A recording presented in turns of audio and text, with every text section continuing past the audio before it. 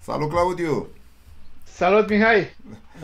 Bine ne-am regăsit, nu chiar într-un lan de rapiță, dar prin apropierea unuia, mă gândesc eu în perioada asta.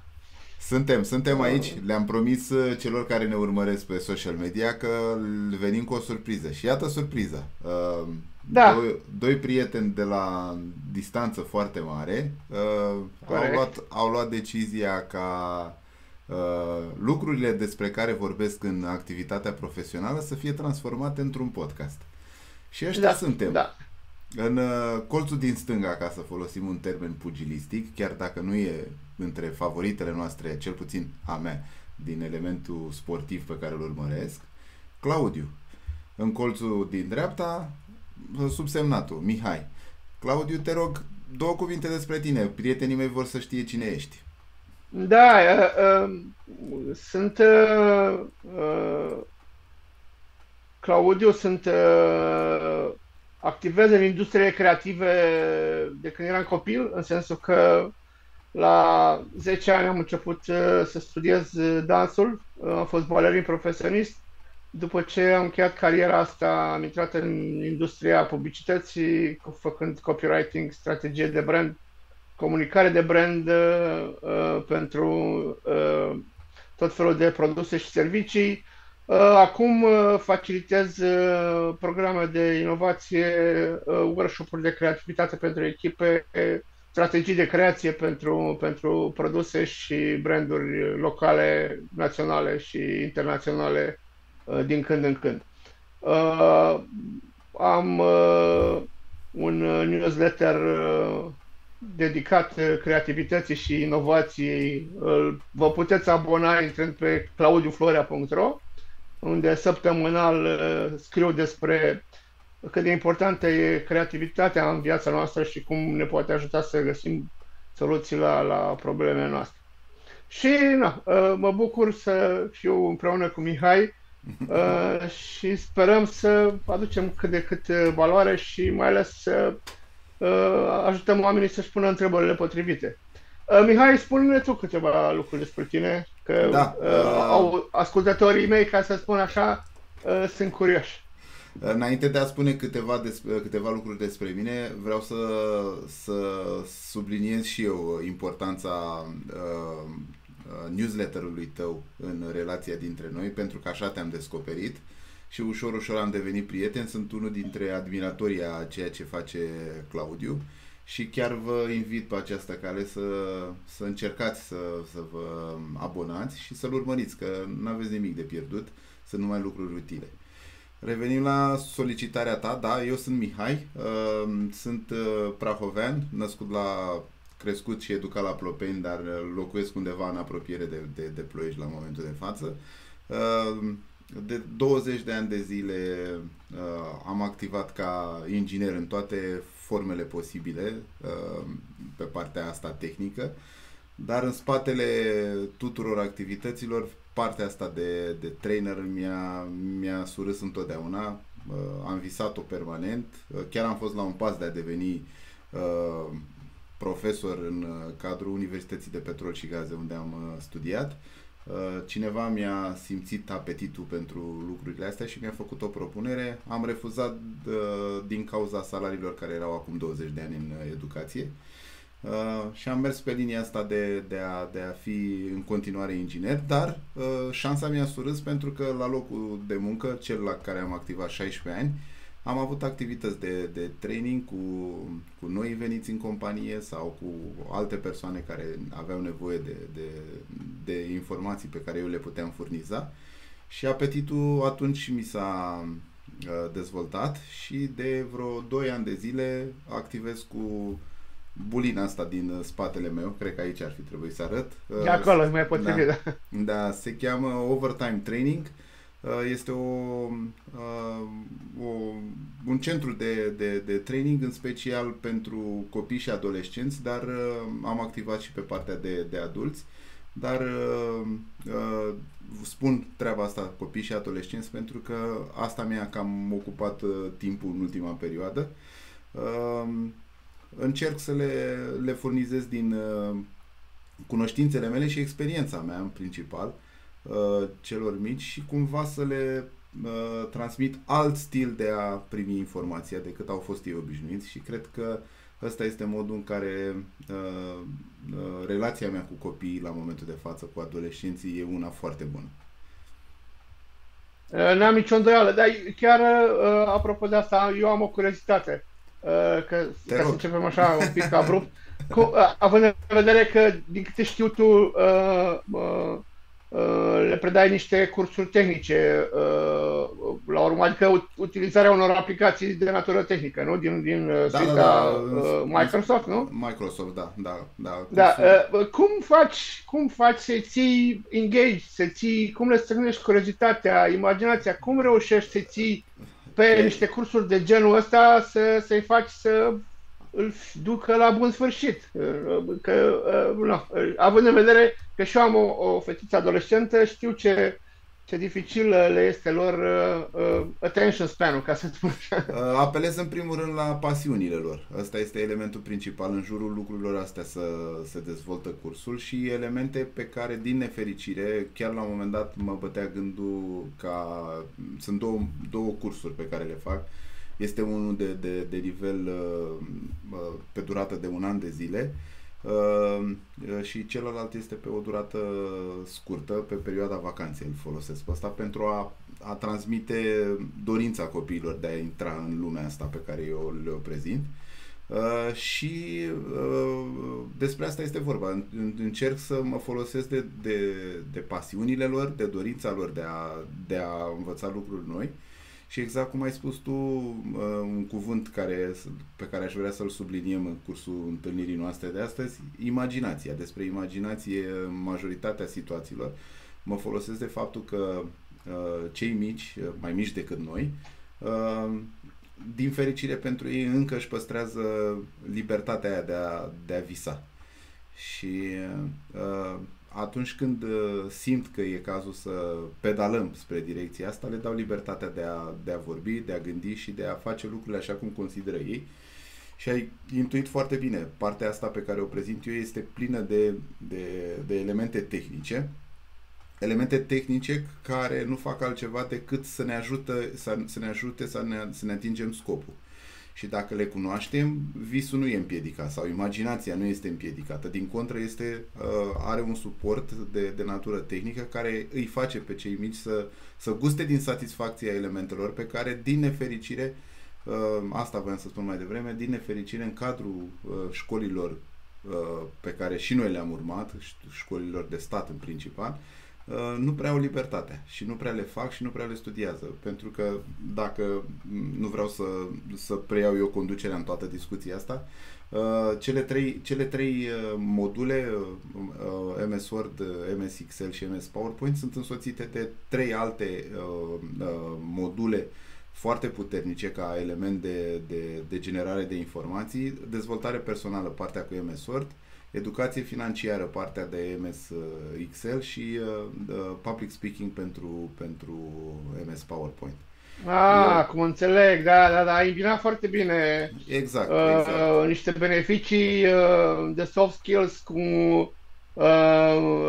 direcția de a-i ajuta De dezvoltare în trei direcții. să dezvolte abilitățile, Da. exact, Vreau să de a spun utiliza aplicațiile. vreau să spun că pentru cursurile în care am parte de adolescenți din partea superioară a vârstei de la liceu, lucrurile sunt extraordinar de frumoase pentru că simt libertatea de a se exprima și acolo e chiar o dorință, o cunoaștem și noi am trecut prin momentele astea și sunt niște discuții chiar cu acordul lor într-una din situații, chiar o solicit să-mi dea voie să înregistrez și să postez un astfel de curs care pentru ei e ceva din nefericire foarte rar.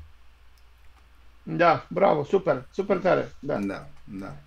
Mă bucur că faci asta și că... Dar hai să discutăm puțin de elementul nostru comun. Amândoi suntem direcționați către a susține pe cei din jurul nostru, sub o formă sau alta, dar elementul care ne-a unit a fost faptul că discutăm în principal despre a educa, a motiva, Mai zi tu. Care sunt Bă, elementele care... este despre a crea contexte de siguranță în care oamenii, fie ei mai tineri sau adulți,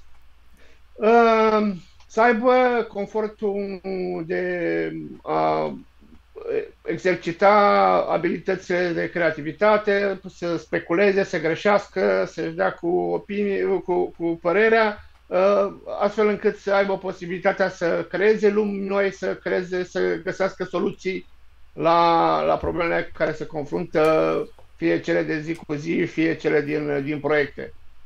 Cred că ar fi și bine eu așa mă văd. Adică, cred că ar fi bine să ne spui tu cum faci lucrurile astea, pentru că e foarte important, încă o dată, pentru cei care nu te cunosc și mă cunosc pe mine, poate dintre ei vor vrea să relaționeze cu tine, pentru că sunt persoane care lucrează în medii corporate și cu siguranță tu activezi foarte bine în zona asta. Ideea este că ceea ce fac eu îi ajut să își pună întrebările potrivite.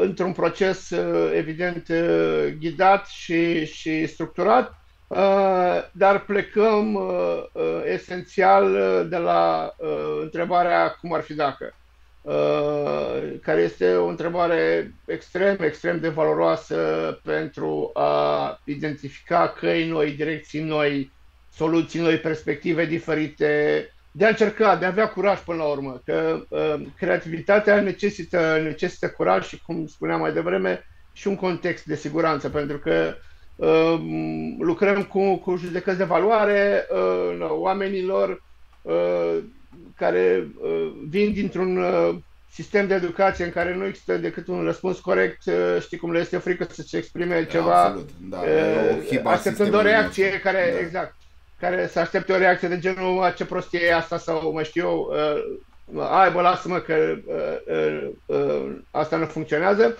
Da. Și atunci, eu încerc dimpotrivă să le permit și să încurajez să se exprime și trecând prin proces să le notăm și după aia le distilăm și apoi decidem ce implementăm și ce experimentăm. Scuză-mă că te întrerup. Vreau doar 2 secunde ca să fie limpede pentru toată lumea. Uite, fetița ta este clasa 1, da? Și Nu, e clasa 9. Nu. Okay. Ne face un exercițiu de imaginație, da? E clasa 1, se duce la școală și doamna învățătoare întreabă, sau doamna învățător întreabă ce face tatăl tău? Ce ar trebui ea să spună cu cuvintele unui copil de clasa 1 când zice că ce face tatăl ei? Ajută oamenii și companiile să utilizeze creativitatea pentru a găsi soluții la problemele cu care se confruntă. Excelent. Deci, ca să înțelegeți toată lumea, 2 persoane s-au unit într-un lan de rapiță, și o să vă și spunem de ce am făcut treaba asta, pentru a da un boost, cum să zice, un ajutor celor care consideră că au nevoie de experiența noastră. Nu ne considerăm experții absoluți, dar gramul nostru de experiență ne place să-l împărtășim. Și elementul comun nu a fost în lanul de rapiță, a fost pe discuții pe care noi le-am avut în privat de-a lungul prieteniei noastre tinere, dar foarte puternică. Suntem prieteni de aproape 1 an, 2 ani, ceva de genul ăsta, în mediul online în principal. Am avut șansa să ne și întâlnim o singură dată, dar ne leagă ceea ce văd pe tricoul tău acolo. Fără îndoială, da. Suntem amândoi suporteri înfocați și vechi ai lui Liverpool Football Club. Nu suntem veniți în club odată cu Jurgen Klopp, ci din anii 80 suntem alături de această echipă și asta a făcut în primul rând să ne aducă împreună. Dar spuneai mai devreme de experți, Mihai, vreau să completez cu o definiție a expertului care a citit undeva, nu mai știu cine a spus-o, cred că un fizician celebru, trebuie să verific dacă Niels Bohr, care zicea că un expert este profesionistul care a făcut toate greșelile dintr-un domeniu anume. Eu vorbim despre mine, eu încă nu le-am făcut pe toate, mai am ca să ajung la titulatura asta. Da, și revenind la proiectul ăsta al nostru comun, da, Liverpool ne-a dus împreună, suntem mari suporteri ai clubului. Și, dincolo de pasiunea pentru educație și pentru formare, am zis că dacă punem perspectivele astea două și împreună, poate fi fecund și de ajutor pentru cei care ne ascultă. De ce Land de Rapiță? Că iarăși trebuie să discutăm aici puțin. E iarăși o încercare a mea de a ajunge ușor la public și de a capta atenția, pentru că nu, așa cum spuneai, cred că ar fi al 1.000.000-lea, 200.000, așa, de podcasturi. Corect. Și atunci am zis că, dacă să ia aglomerează așa mare, trebuie să îl numim într-un fel în care să te facă să faci o pauză și să te uiți un pic despre ce e vorba. Și atunci am plecat de la titlul inspirat de titlul lui J.D. Salinger, The Begging Landless de cară, și eu am parafrazat și am spus hai să-i spunem de vorbă în Lanul de Rapiță. Uite că ai intuit bine că activitatea mea majoritară la momentul de față se adresează adolescenților. Cartea este despre un adolescent. Exact. Și din punctul meu de vedere ar trebui să fie lectură obligatorie la vârstele astea, în pasajul de trecere spre lumea adultă, pentru că este o novelă excepțională. Puternic emoțional. Exact. Da. Și de ce Rapiță? Rapița pentru că e o plantă foarte valoroasă, dar dincolo de asta, odată cu înflorirea ei, rețelele noastre sociale se umplu de poze cu oameni în lanuri de rapiță, bucuroși, nevoie mare că pot utiliza acel background de galben intens pentru a atrage atenția nu asupra imaginilor, și aș satisface orgoliu că se creează un cadru care poate fi prezentat lumii, nu?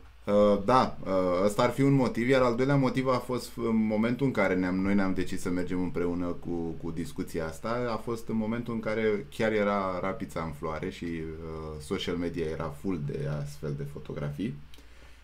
Și mai mult decât atât, ție ți-am spus, eu sunt un fan al căldurii, mie nu-mi place iarna deloc și la iarnă când om fi să discutăm și afară va ninge, dacă va mai ninge, probabil că la tine la Iași se mai poate întâmpla, dar la noi aici în sud mai greu.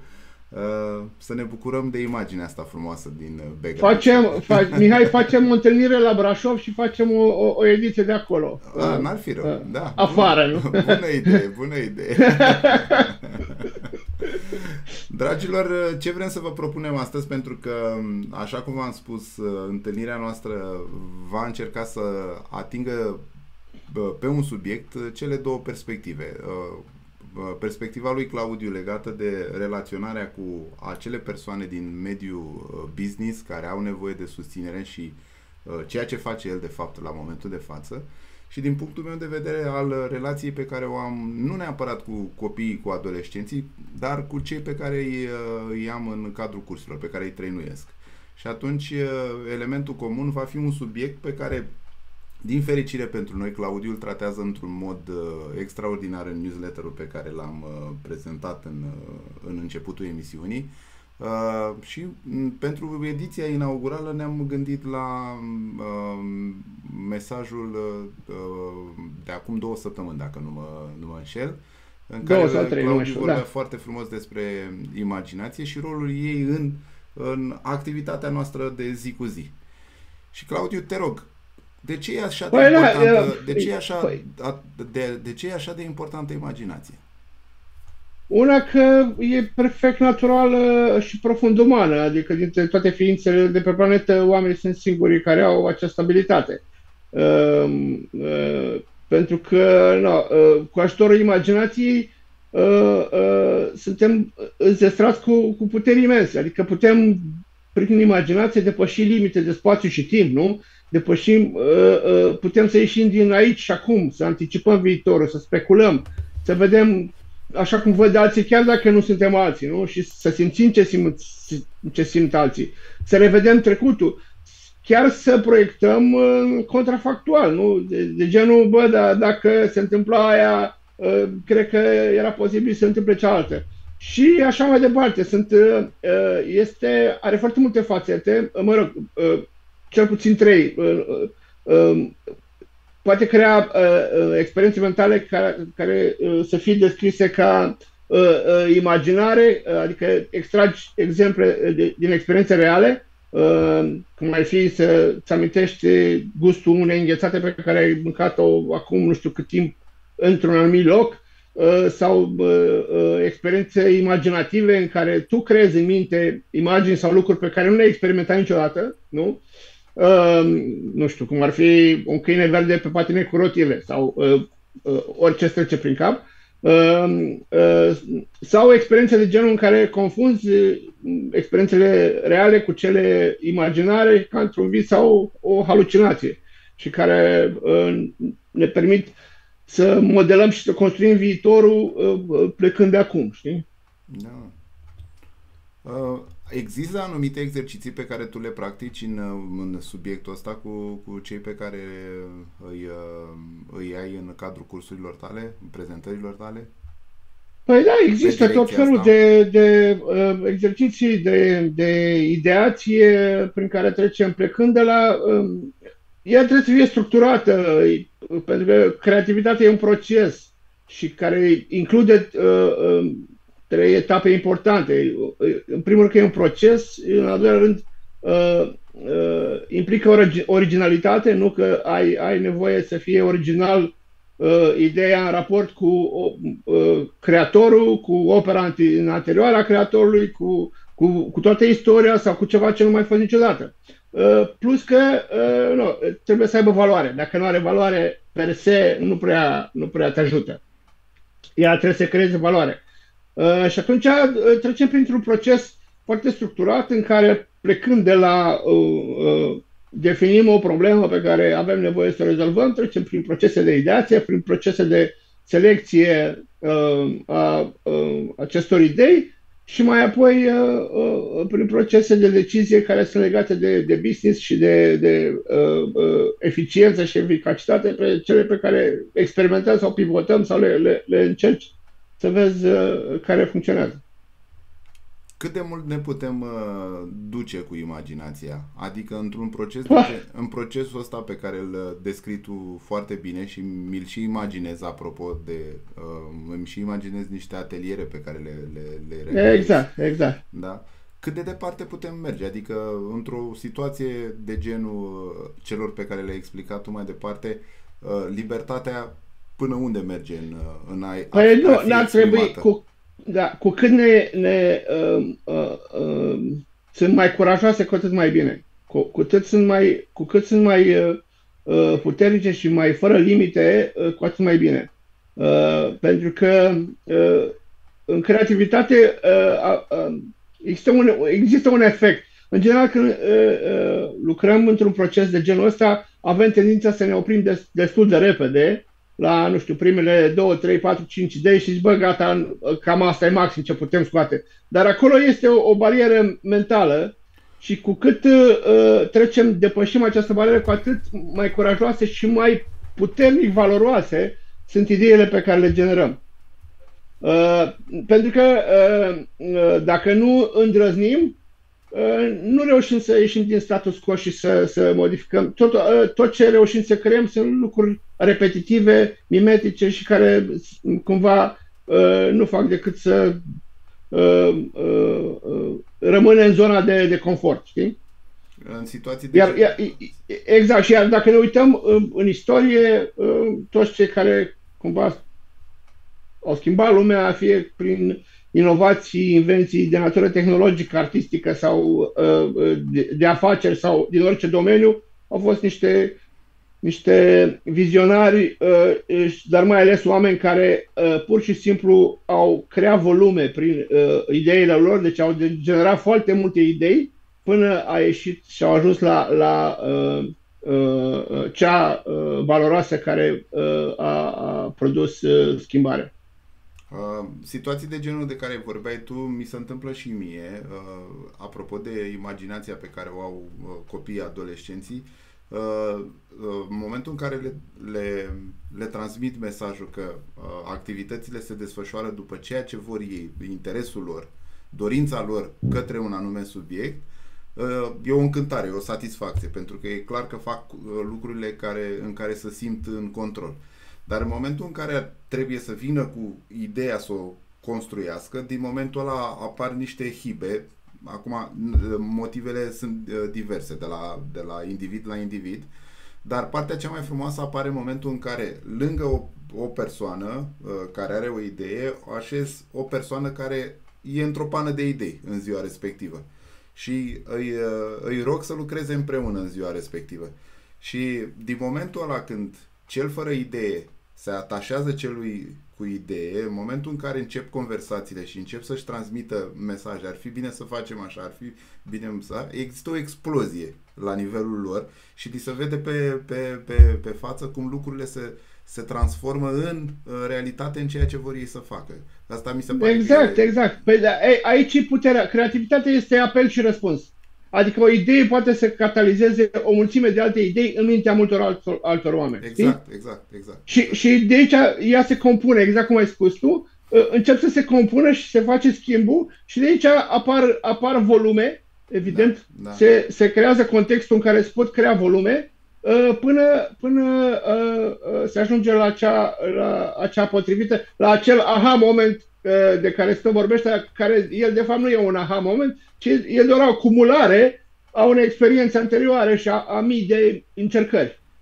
Bine, în cazul studenților mei e o situație de genul concurențială.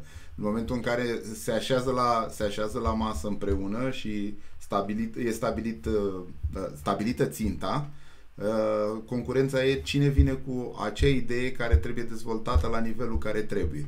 Și e atât de interesant pentru că din momentul ăla parcă ai de-a face cu alte persoane decât ai avut cu 5 minute înainte sau 10 minute înainte, pentru că totul e îmbrăcat într-o lumină.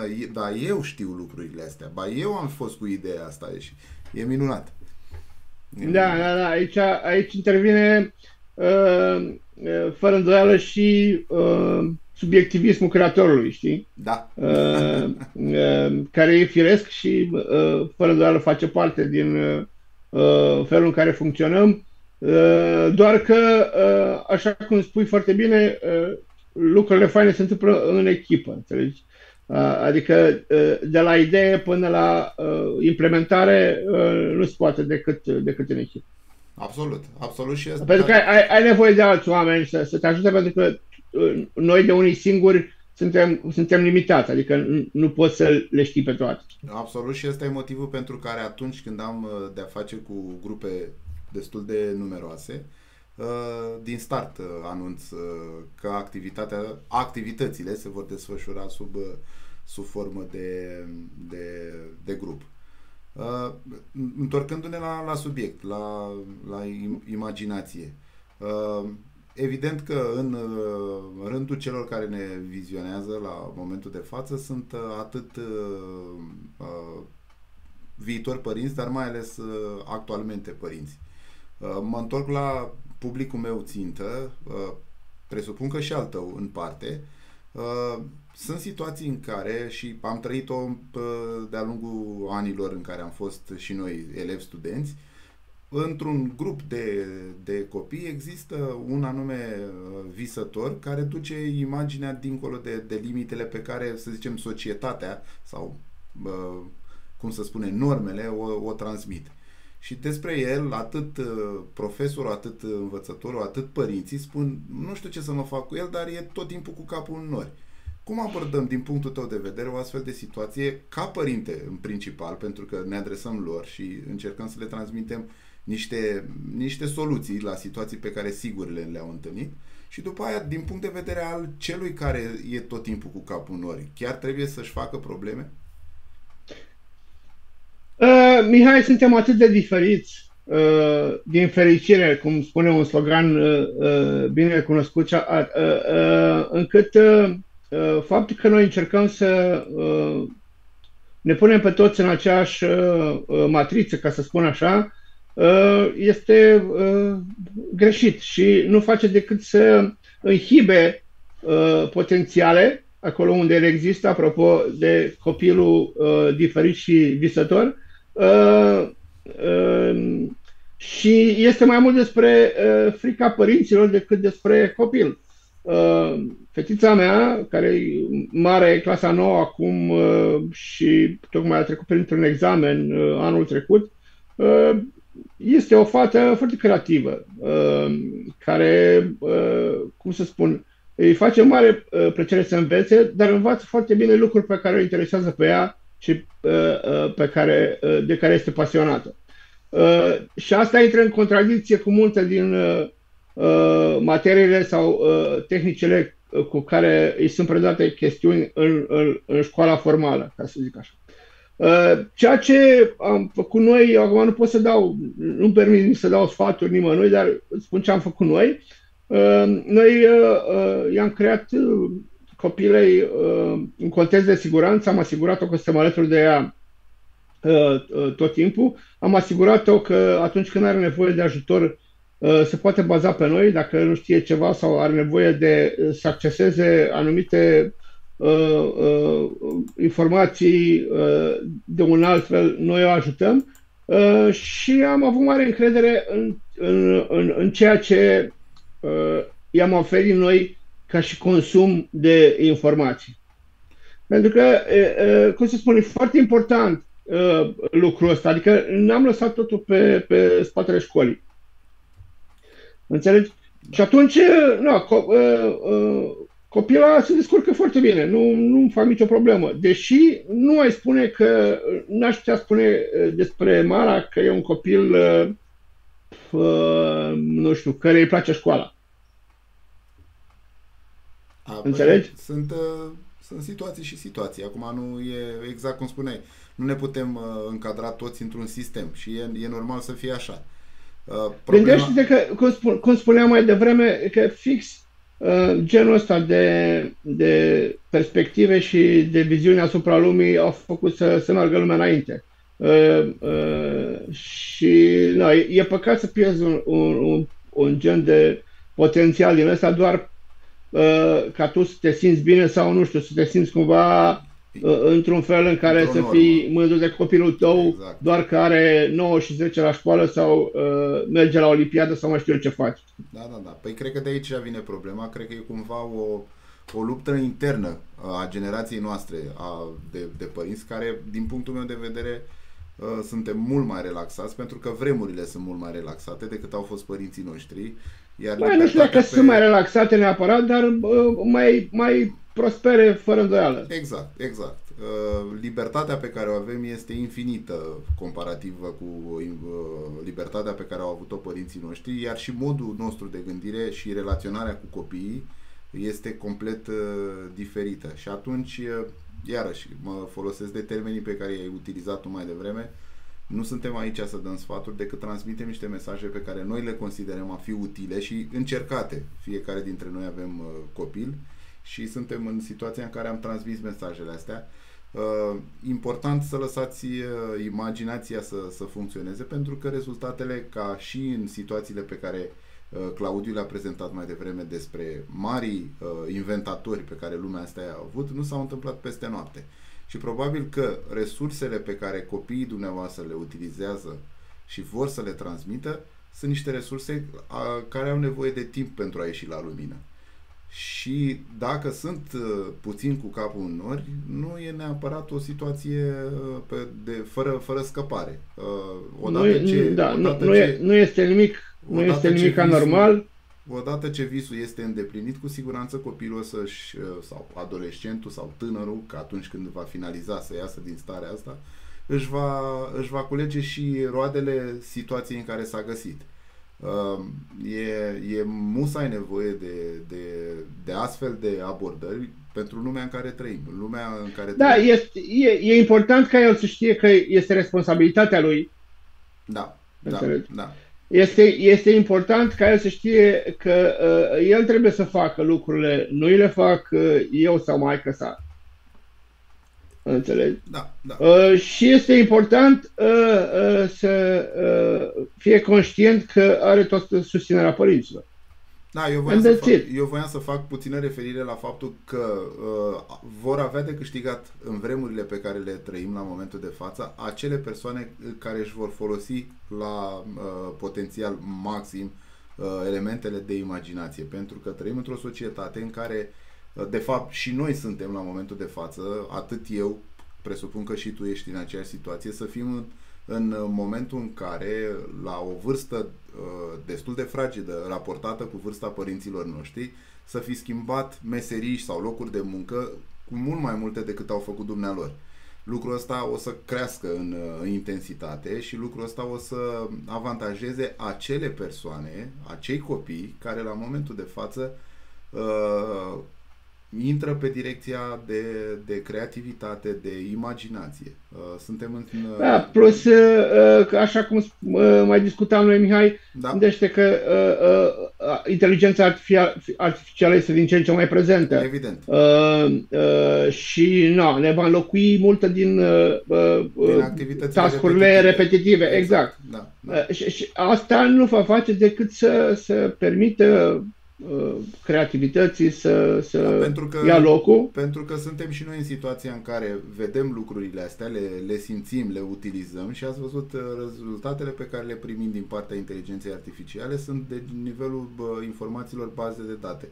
Și lipsește acolo latura umană, latura imaginației umane, atingerea aia din frescă, dacă ne ducem bine aminte, elementul ăla divin, care va face ca lucrurile să arate așa cum le vrea consumatorul. Pentru că până una alta despre asta este vorba. Producem bunuri pentru a avea căutare pe piață. Dacă nu există consumatori, degeaba încercăm să le facem. Și cu siguranță cei mici, cei care își au latura creativă foarte bine dezvoltată, cu siguranță vor avea de câștigat în momentul în care lucrurile vor fi de natura asta pe care o previzionăm noi la momentul de față. Cu siguranță... Da, vor deveni mult mai rezilienți și mult mai capabili să facă față lumii în continuă schimbare și viteze cu care se întâmplă asta acum și în următoarea perioadă. Cu siguranță ăsta a fost unul dintre elementele care m-au făcut să merg pe direcția asta cu cursurile mele, pentru că există un loc în care, și din nefericire pentru noi, România este o țară în care nivelul de digitalizare este foarte scăzut. Vorbim de o digitalizare crescută la nivelul orașelor mari, iar în mediul rural, din nefericire, lucrurile astea sunt neplăcut de jos ca nivel de cunoaștere și cu siguranță în anii care vor urma lucrurile vor fi echivalente cu analfabetismul din anii trecuți. În momentul în care... Păi putem spune și pe zona asta analfabetism digital. Analfabetism digital, corect. E același lucru. Corect. Da. Asta e un element care trebuie bineînțeles la momentul de față de cei care vor să se dezvolte, care vor să înțeleagă. Și mai ales de cei care au de părinți, cei care au copii, pentru că am întâlnit situații în relaționarea mea cu tot felul de persoane în care mi-au spus e puțin cam mic, consider că e mai bine să se joace. Absolut de acord. Creativitatea, imaginația se dezvoltă foarte bine și în felul în care am crescut noi.